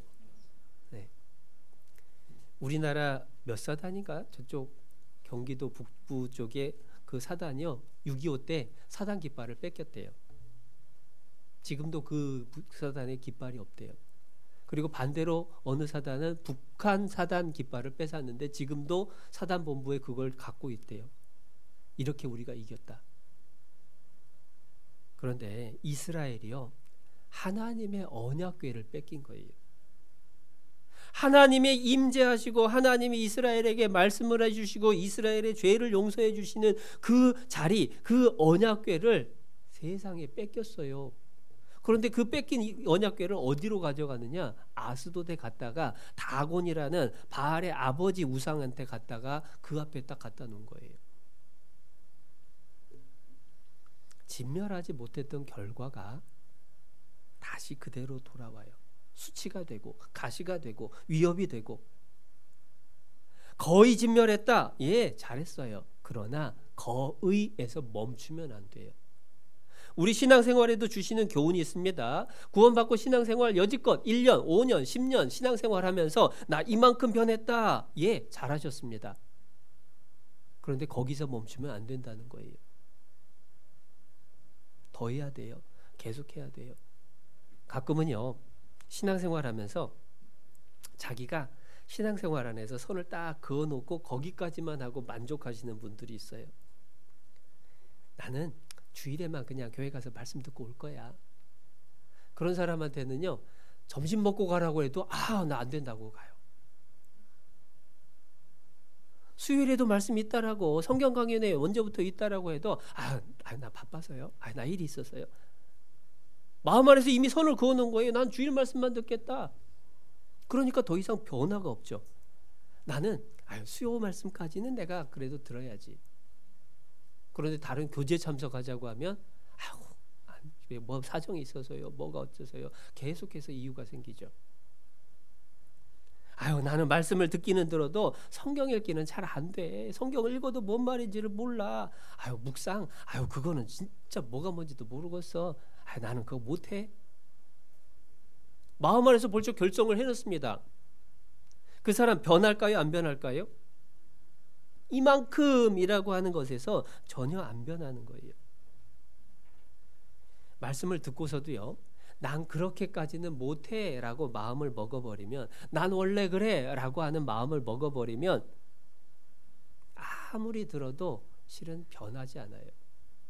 근데 문제는 변하지 않는 거 그것으로 끝나는 게 아닙니다. 이스라엘 사람들이 남겨둔 그 세 곳이 이스라엘에게 가시가 되고 고통이 되고 위협이 되고 수치가 됐던 것처럼 내가 선을 그었던 그 신앙 안에서의 범주, 내가 이만큼까지 라고 했던 그 일 때문에 내가 말씀을 듣고 해야 되는 걸 알면서도 난 거기까지 못해 라고 했던 그 일 때문에 나중에 그게 다 돌아오게 된다는 거예요. 가끔은요 말씀은 듣기는 들어도 교제는 난 아니야. 근데 모이기를 패하는 어떤 사람들의 습관과 같이 하지 말고 오직 권하여 그날이 가까움을 볼수록 더욱 그리하자. 모이기를 마지막 때가 가까울수록 더 모이기를 힘써야 되는데 이상하게 모이는 게 어려워져요. 소식지 교제의 내용이 나와 있어요. 그리고 자기가 어디에 속해 있는지 알아요. 그런데 나는 피곤해서 안 돼. 나는 바빠서 안 돼. 나는 일이 있어서 안 돼.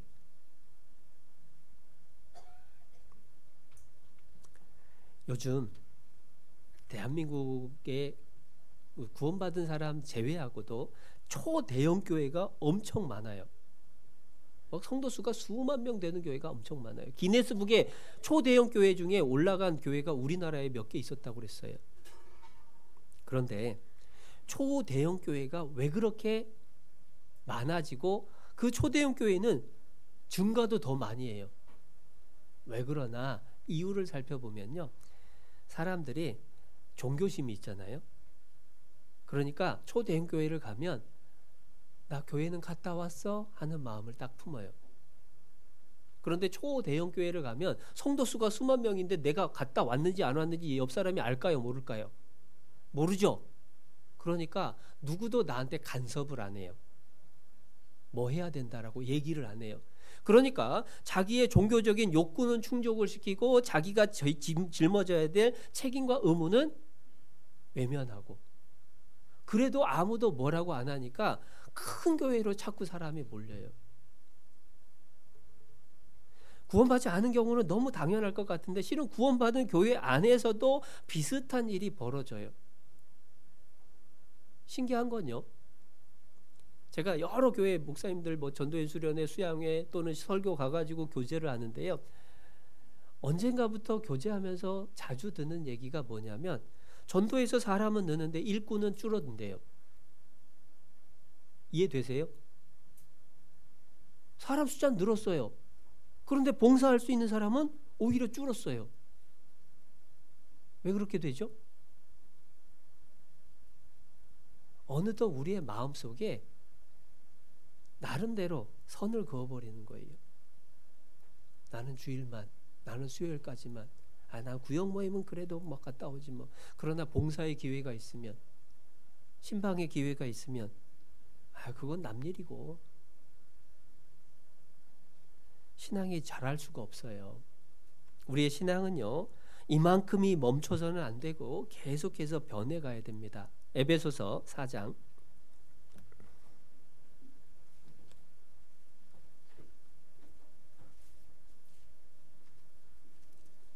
에베소서 4장 15절,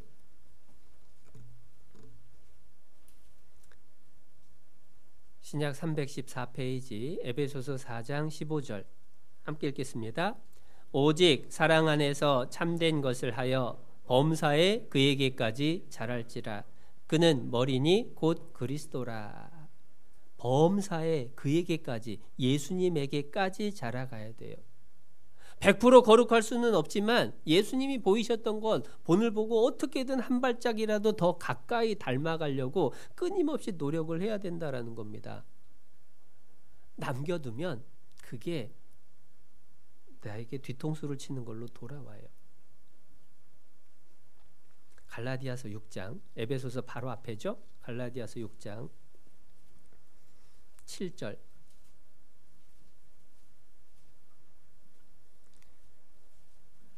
갈라디아서 6장 7절, 스스로 속이지 말라. 하나님은 만홀히 여김을 받지 아니하시나니. 그 다음 8절까지 함께 읽습니다. 사람이 무엇으로 심든지 그대로 거두리라. 자기의 육체를 위하여 심는 자는 육체로부터 썩어진 것을 거두고 성령을 위하여 심는 자는 성령으로부터 영생을 거두리라. 무엇으로 심든지 그대로 거두게 돼요.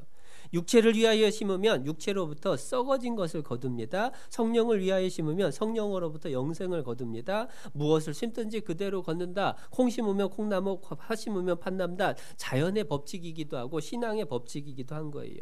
내가 오늘 무엇을 심느냐에 따라서 내일 무엇을 거두는지가 정해져요. 어느 자매님의 간증을 듣고 참 마음이 아팠어요. 이 자매님이 구원을 받았는데 교제에서 떨어져서 세상에 나가서 죄악에 푹 빠져서 살았어요. 그러다가 이제 돌이키게 됐습니다. 돌이키기 전에 결혼을 했는지 돌이킨 다음에 결혼을 했는지 아마 기억에 돌이키기 전이었던 것 같아요. 결혼을 해서 살다가 내가 이건 아니지 하고 신앙생활로 회복을 했습니다. 그런데 이분이 애가 셋인가 넷인가 넷 애가 많았어요. 그런데 한 애가 돌보기 어려운 상태의 아이였어요. 근데 그 자매님의 간증이 뭐냐면 눈물을 흘리면서 자신이 그렇게 하나님 잊어버리고 멋대로 살았던 그 시간에 대해서 하나님이 나에게 그리고 내 아이에게 그대로 갚아주시는 것 같다고 그렇게 간증을 하는데 들으면서 참 마음이 같이 무거웠어요. 하나님 말씀하십니다. 사람이 무엇으로 심든지 그대로 거두리라. 이스라엘 사람들이 하나님의 명령을 들었어요. 진멸하라. 일부 순종을 했어요. 거의 진멸했어요. 그러나 남겨뒀어요. 그 남겨둔 게 그 순간이 아니라 그 다음 세대, 그 다음 세대의 자기 민족에게, 자기 후손에게 다 돌아왔죠. 반대도 이루어진다는 겁니다. 성령을 위하여 심는 자는 성령으로부터 영생을 거두리라. 지금부터라도 그러면 말씀대로 하나님께 순종하는 것을 심으면, 그러면 또 시간이 지나가면 선한 것들로 하나님이 또 갚아주시겠죠. 심은 대로 거둔다는 건 하나님의 정해놓은 법칙입니다. 그렇기 때문에 우리가 오늘까지 내가 어떻게 살아왔는지 보다 더 중요한 건 오늘부터 내가 하나님 말씀에 얼마나 순종하고 내 자신을 쳐서 복종시키고 마땅히 진멸해야 될 내 속에 있는 죄와 내 속에 있는 자기 욕구와 그리고 이 험한 세상의 전도를 위해서 내가 어떠한 싸움을 싸워야 될지 그것을 항상 기억하고 더 힘있게 싸워 나가야만 되죠. 그런데 그것의 승리의 비결도 말씀을 해주셨습니다. 다시 줄 껴놨던 여호수아 11장 23절입니다.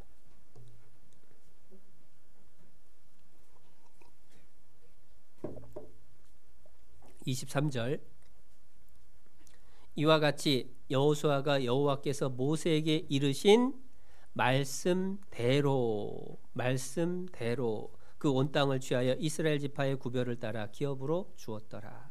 말씀대로 살아가면 돼요.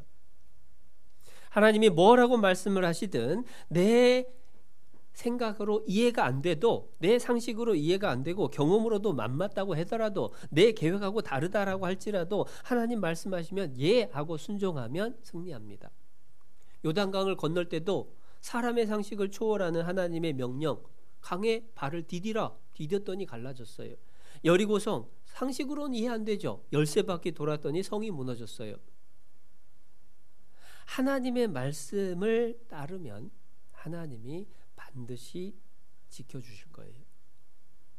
그런데 그 순간에 내 마음에 이만하면 됐다라고 멈춰버리기 때문에 사실 문제가 생기는 겁니다. 그래서 주님 앞에 가기까지 우리가 더 우리 앞에 놓여진 영적인 전쟁 이기기 위해서 적당히가 아니라 정말 죽을 각오로 열심히 살아가야 되겠다는 생각합니다. 함께 기도하겠습니다.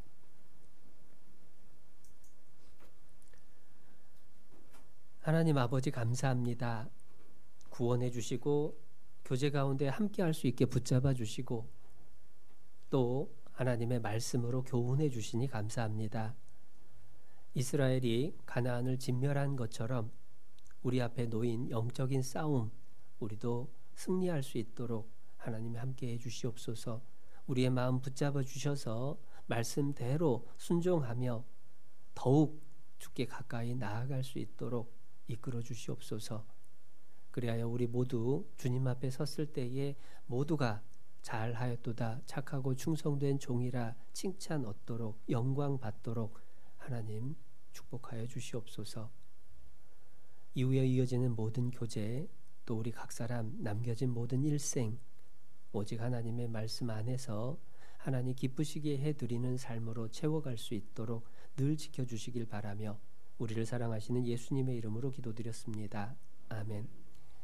네, 함께 찬송가는 388장 찬송가 388장 찬송하시겠습니다.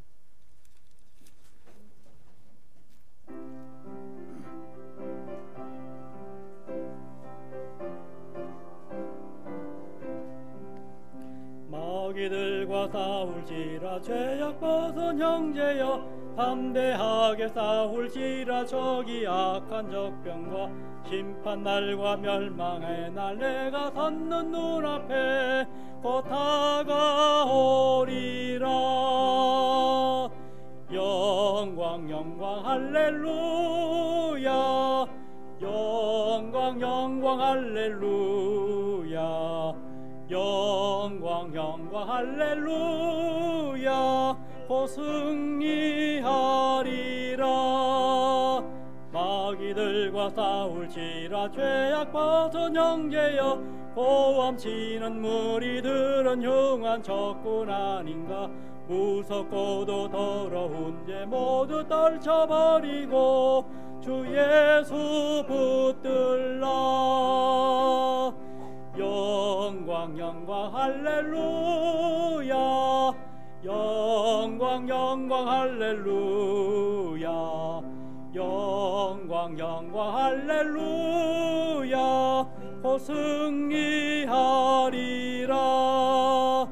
마귀들과 싸울지라 죄악 벗은 형제여 구주 예수 그리스도 그 신 팔을 벌리고 너를 도와주시려고 거기 서서 기니 너서 나오라. 영광 영광 할렐루야. 영광 영광 할렐루야. 영광 영광 할렐루야. 곧 승리하리라. 네, 광고해 주시겠습니다.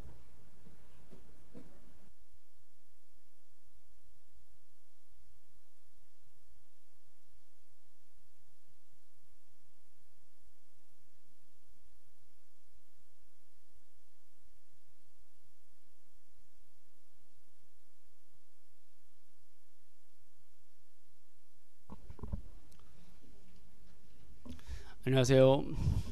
예, 광고하겠습니다.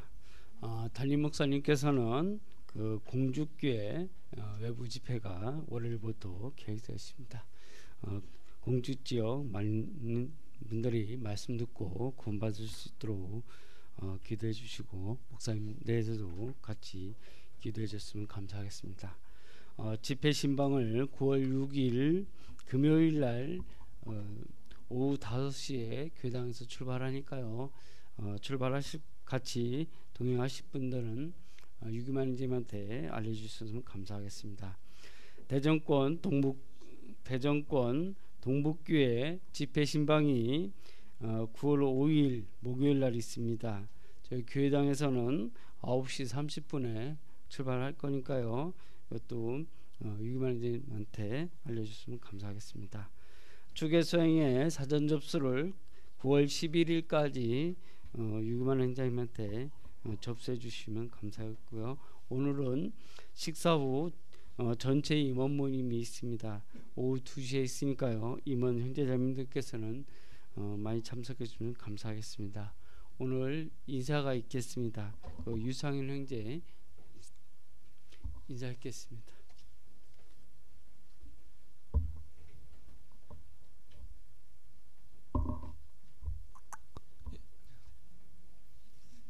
안녕하십니까. 2003년 8월에 권났고 이렇게 복학한 유상인 형제입니다. 제가 여기 온 게 2015년도에 대전대에 입학해서 이렇게 신앙생활 여기서 하다가 또 16년도 1학기에 제 휴학 내고 근 3년간 김천교회에 있으면서 이렇게 신앙생활 하다가 이렇게 또 제 2학년 2학기 복학으로 인해 이렇게 왔습니다. 그래서 이제 학기가 이제 12월 달 4달인데요. 그래서 이 12월 달 있는 동안에 정말 남대전교에서도 이렇게 신앙생활 열심히 하고 또 하나님 위에 이렇게 영광을 돌리는 삶을 살아야 되겠다는 느꼈고 또 목사님 말씀 순종해서 이렇게 형제 자매님들을 섬기는 그런 형제가 되겠습니다. 이상입니다. 감사합니다. 식사 후 기도했겠습니다.